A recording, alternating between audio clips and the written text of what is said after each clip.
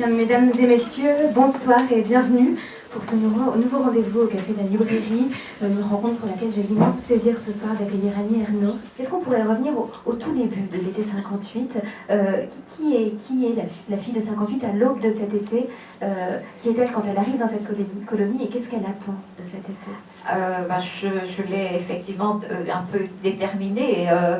Elle attend une histoire d'amour. Alors on peut dire aujourd'hui qu'Annie Ernaux est un auteur majeur de la littérature française. Elle est née un 1er septembre 1940 à Yvetot, en Seine-Maritime. Fille d'épicier, elle est devenue professeure agrégée de lettres.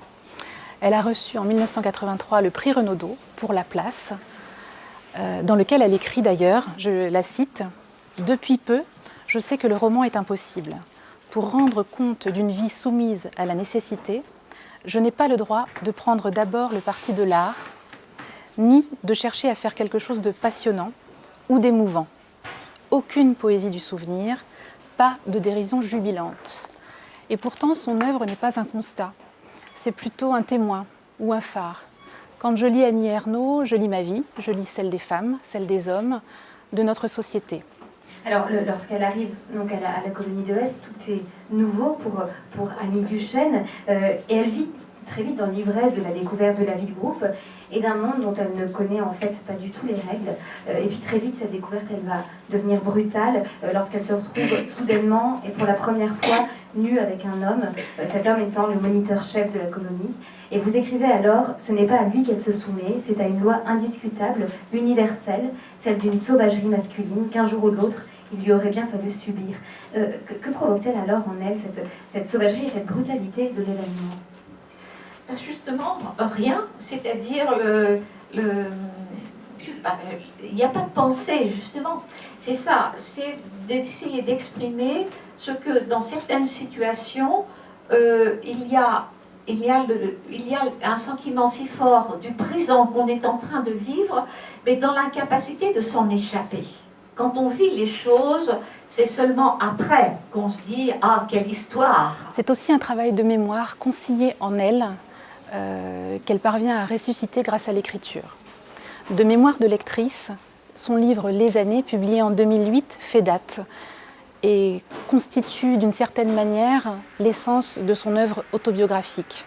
L'écriture des années m'a aussi porté vers la dissociation entre le elle et le je.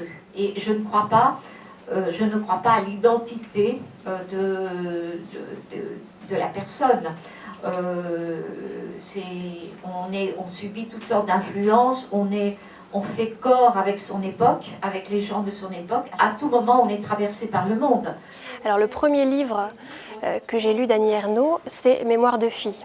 J'ai donc commencé par la fin. Ça a été une véritable révélation qui m'a donné fortement envie de me diriger vers les autres romans d'Annie Ernaux.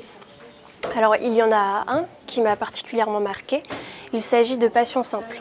C'est l'histoire d'une femme qui attend un homme. Cette femme, c'est Annie Ernaux, et cet homme, c'est un diplomate.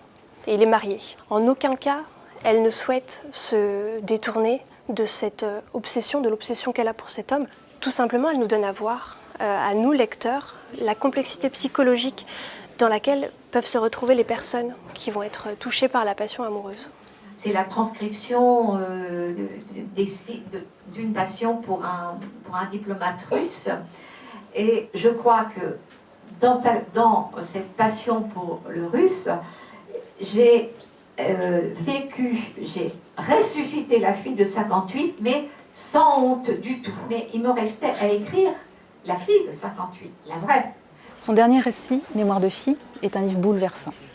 Et il constitue peut-être la clé de son œuvre, selon moi. C'est pour cela que je vous invite à faire la connaissance de la fille de 58. Tout ce dont elle parle est déterminé par sa première relation sexuelle, par ce qui s'est passé lors de sa première relation sexuelle, son rapport aux hommes et tout le reste. Je tenais à vous remercier infiniment de votre venue, Annie Ernaux. Merci à vous pour ce parcours comme ça du livre. Et merci à vous. Voilà, je suis très touchée.